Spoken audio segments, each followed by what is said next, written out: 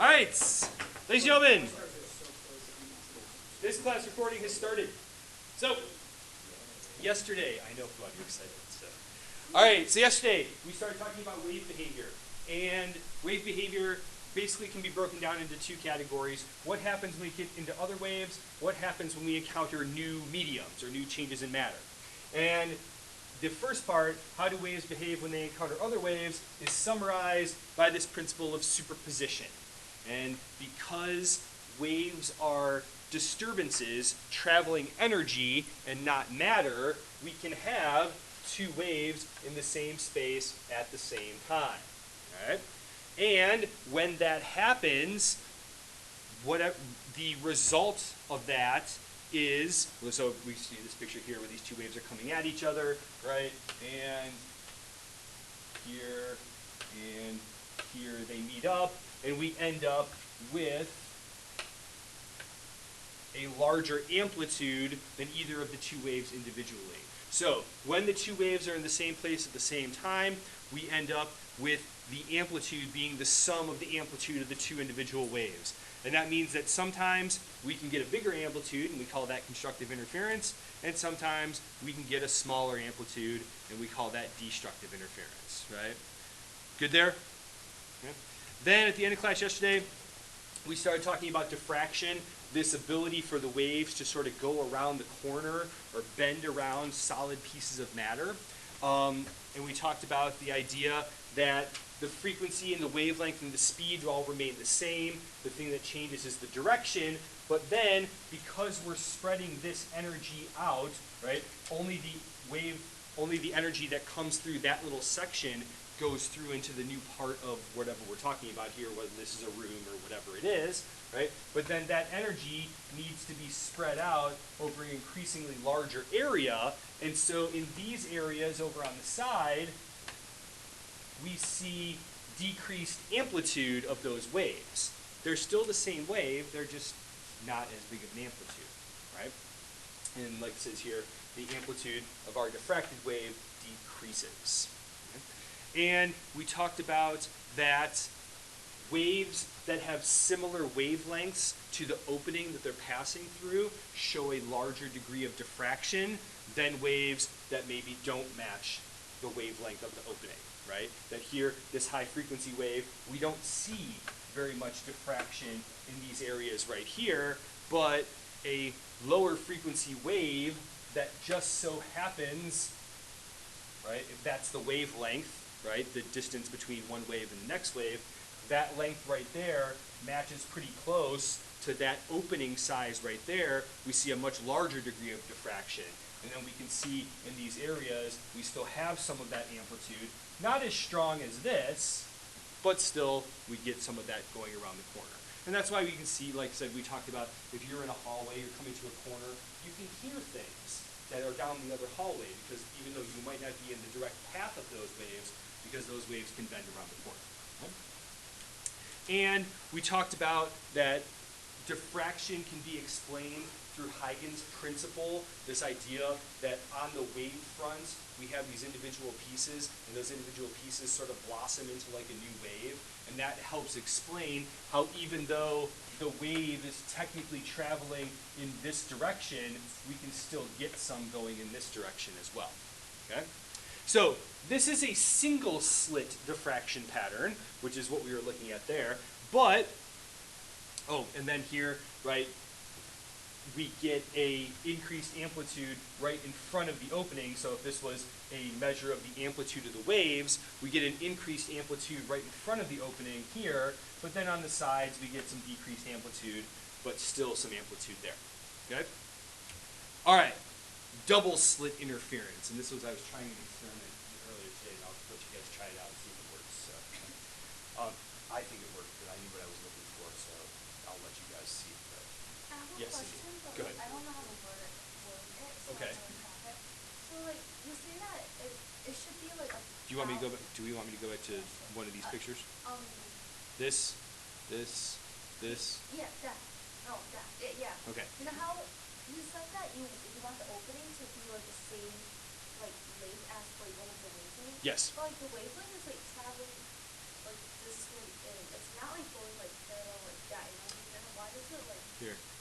Matter. Like this, right? Like these are wavelengths. Like this is a wavelength here, that's a wavelength there, that's a wavelength there, right? The wavelength is the distance between the same spot on two consecutive waves, right? So here, these, I think we kind of talked about this yesterday, these are pictures that were taken in a tank of water, okay? And the light parts are like crests, and the dark parts are troughs. Oh, so like that's going in like that, right?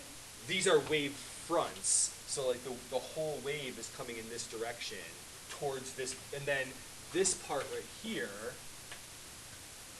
this and this, that's like a solid barrier, okay? Think of it like a... Well, wait, is the water going like that? Like? Yeah, it's kind of like undulating towards... Yeah, it's like a break wall, I guess, if you want to think of it. Yeah, the wave is traveling in this direction. So what's happening over, Cindy, like on this side over here, the pool of the water, there's somebody, and I've done this before, right? It's kind of like, it's kind of more, like maybe more like a, if I did this with the meter stick and kind of went like this, like that's how the waves are being created, okay? So we get like some areas of compression and some areas of, you know, less, because they're longitudinal waves basically, because we're creating them like that, right? Or we could hit the water like this, and then they would be transverse waves, and we'd still see the same thing. So does that make more sense now as far as the picture is concerned? Yeah. Okay. But yeah, like these are like solid barriers. Think of like Yeah, this. I know what the picture is. Okay. Okay, I know. Devin, go ahead. Yes. So when there's a wave, and so basically say I do this, the sound waves just kind of like, if there was, say, a barrier in my head, my hands around like a really tight fit barrier, and I did that, then the waves would be going straight out here. Well, so there'd be multiple waves just kind of going, but what Huygens' principle is saying is that they kind of like start, like after each branch of waves, a new wave start. Yeah, So basically. when one wave ends, it splits into multiple smaller Right. waves. Yeah. Oh, like that this, makes sense. like that wave front. If you took like the dots on the wave front, each of those dots like blossoms into a new sort of wave, but it's the same energy being spread out over a greater area, so it's a decreased amplitude. Okay, cool. And that's why, like, this spot right here, that is just on the edge of the opening, like it's the first, like the very last one through the opening on the left side, it can blossom into something like this. And that's how we get that going around the corner effect. Okay? All right, so double slit interference. Double slit interference makes use of both diffraction and superposition. So in this case here, this is using a lamp, so it's using light waves, but it works with any kind of waves. So the source of the waves is right here, and light goes out, and it reaches a barrier, right?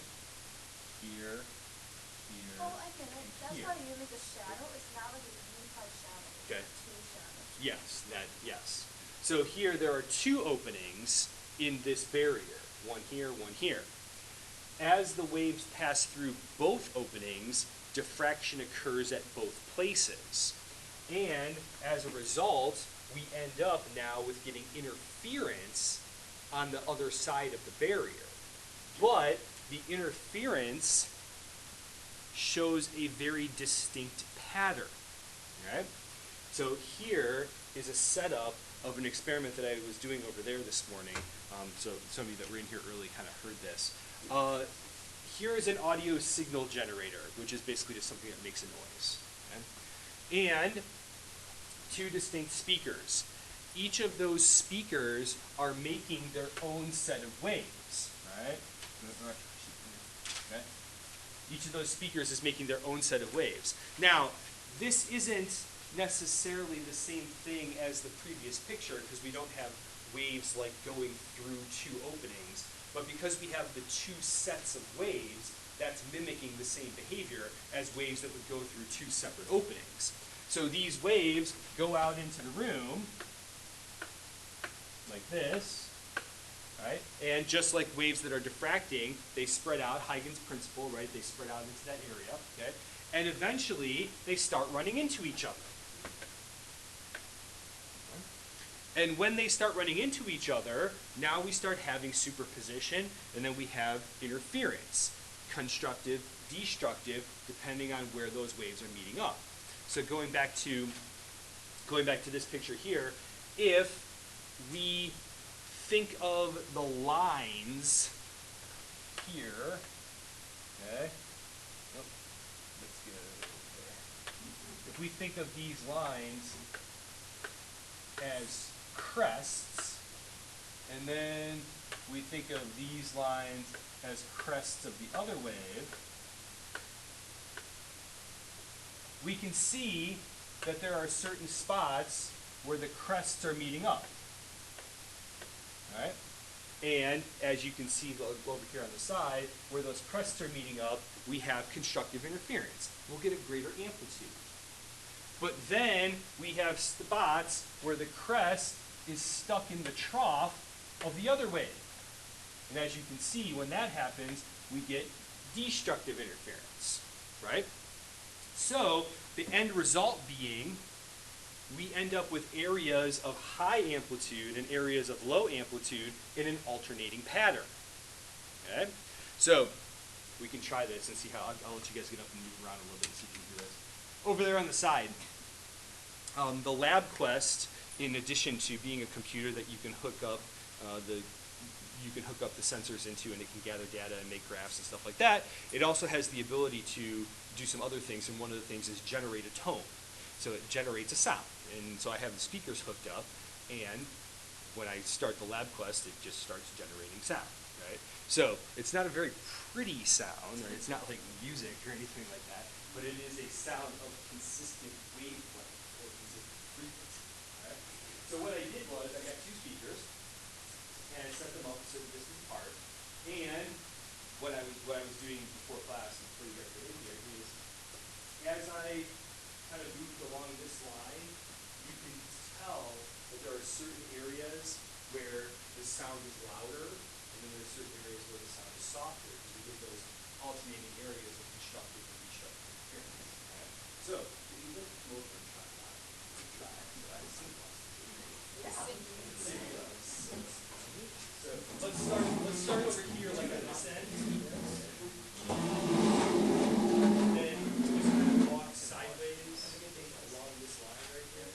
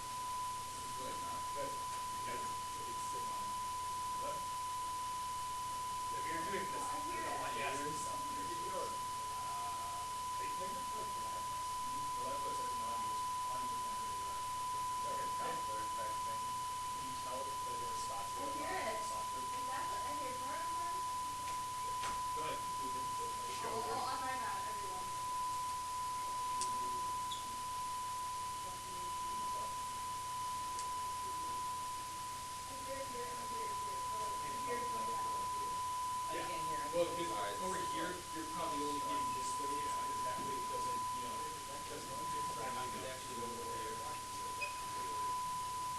You might not be able to, yeah, you're in a spot.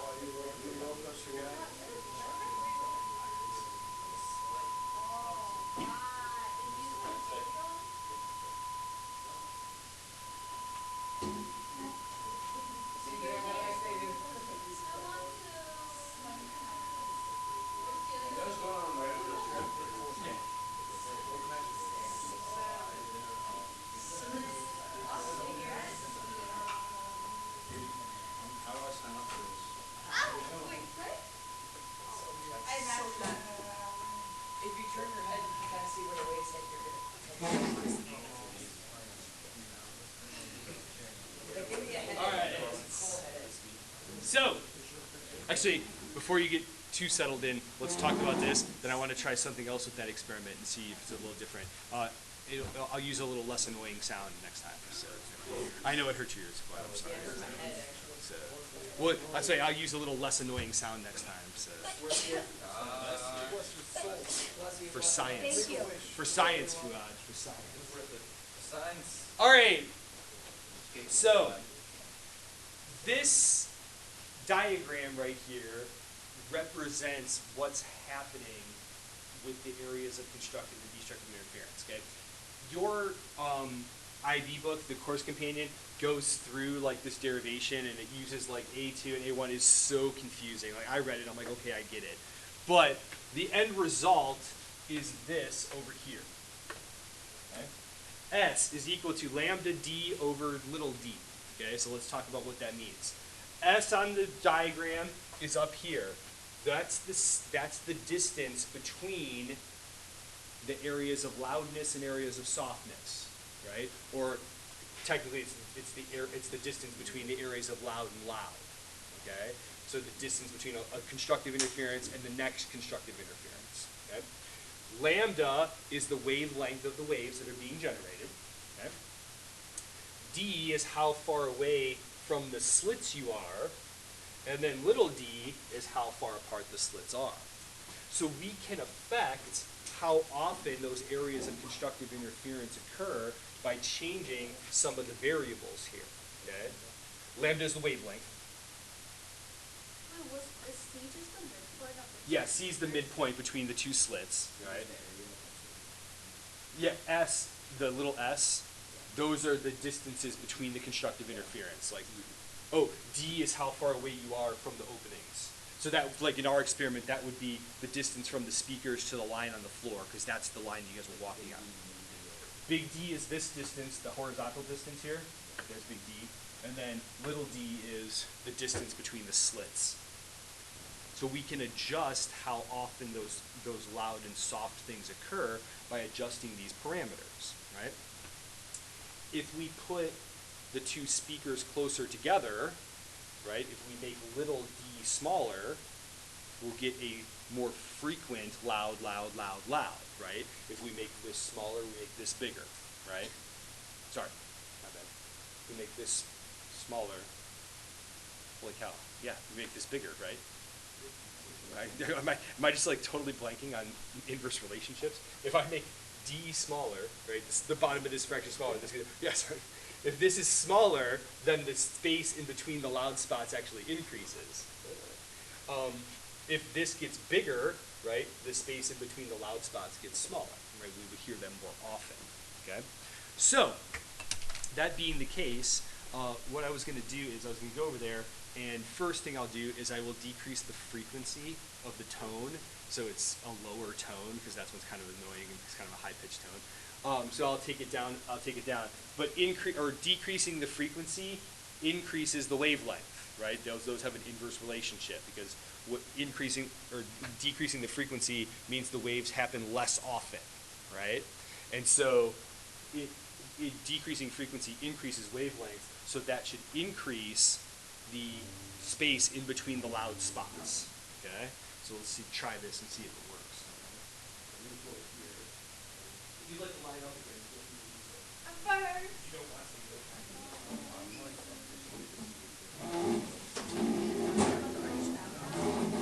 I tried to stop sweating last night and I couldn't. I was like,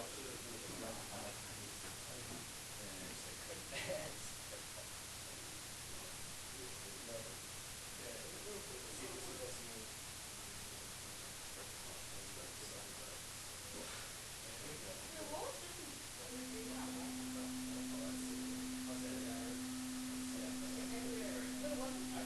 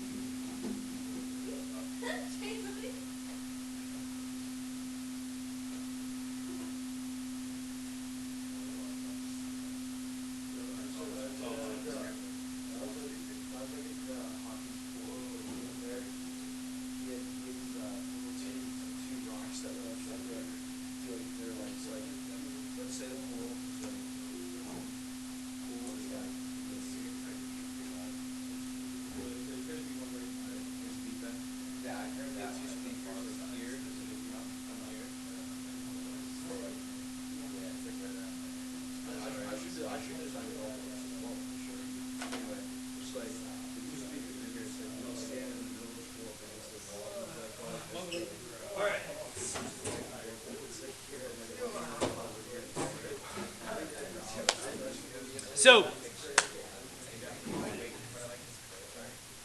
two things about that demonstration. One, two things about that demonstration. One, we saw the relationship between decreasing or increasing the wavelength and how far apart we get, right? That there weren't as many loud spots as you moved across there because the distance S between the loud spots gets bigger as we increase the wavelength. But two, and this is something that we'll talk about when we get into a sound unit, our ears are more sensitive to certain frequencies of sound than other frequencies of sound, all right? That frequency was much lower. The sound we did originally was 1,000 hertz. That's like kind of right in your ear's wheelhouse as far as sounds that you listen to. What's wheelhouse? Like, it's like your ears are very sensitive to that frequency. So it means I hear it more. You hear it more. I didn't change the volume on the speakers, but that frequency that we were just listening to didn't sound as loud because your ears are tuned to pick up certain frequencies better than other frequencies. So even though the volume on the speakers was exactly the same, it doesn't appear as loud because your ears aren't as sensitive to that second tone. How come our ears are made more sensitive to like higher pitched sound? Not necessarily higher pitched Well, like sounds. that Like I said, there's like certain area. One, because our ears are tuned to listen to sounds that we hear most frequently. So So the first sound we heard is it kind of mimics like the sound that we always hear. yeah, it's like Ooh, that sounds nice. like people's voices and stuff like that fall. Sounds like No, my voice is a little bit lower than that, but your ears are tuned to pick up certain frequencies, and that's more of an evolutionary thing, I would imagine. Say again. Oh, neat. All right, so that's our double slit interference, and we get those areas of increasing. We get those areas of constructive and destructive interference, and we get this. And what we get is like we said. Oh, we go back here, right? We get loud, soft, loud, soft, loud, soft, loud, soft as we go through and move horizontally across that distance between the two speakers. Okay. Wait, so you have a crust and a Crest. crust? Crest. Yes. Crust and a crust Yeah. coming together to make like a really loud sound. Yep. And you have a crust and a trough, so like cancel out each other. Yep. So it's like have a real sound. Yes. And if we line them up right, in theory, we could get areas with a really, in theory, we could, although in this room it would be kind of hard to do, because those sound waves, yes, you're hearing them as they come out of those speakers, but they also go and they bounce off this wall and they bounce off this Also, wall. there's a little still right, like- yeah. But if we could get a situation where It's like these endless. walls maybe were padded with something soft that absorbed that energy, we would see that we could probably get areas of almost complete destructive interference, and we'll get like dead zones where like no sound occurs. So, all right, and that happens sometimes when you have a musical performance in a room that isn't made for a musical performance, You're like. supposed to move it. Yeah, like there's certain, like the PAC is shaped the way that it is because the sound, like I said, Live on. well, the sound diffracts, right, or like spreads out. So that's why most performing halls are shaped that way, right? You know, they're shaped in that. But also most performing halls have something on the walls that prevents bouncing off of the walls, right? Like if you go to the Playhouse or something like that, they have big drapes on the walls, or if you go to Severance Hall or something like that, the walls have carpet and other like tapestries and stuff on them. Also, like having a bounce doesn't just make the sound louder, it makes the sound more musty. Because when you bounce, now those waves start coming back and They're they're hitting the other waves, and we get interference with those waves, right? And we don't want that because you can get destructive interference in a way that you don't, or, yeah, does that make sense? Yeah. Yeah, so, yeah, if we, in certain venues that aren't necessarily made for music, like if you have a concert in a gym has hard walls and it has corners, and you get like in the corners a lot of times you get destructive interference, and it just sounds muffled and terrible. So, all right, good there. Okay, I think we'll stop there today, and tomorrow we'll talk about medium changes and what happens when we go from one medium to another. And then that'll give you guys probably Friday and Monday to review in class, and then we'll probably quiz on Tuesday. That's kind of what I'm looking at right now. Workday? Yeah. Oh, thank you.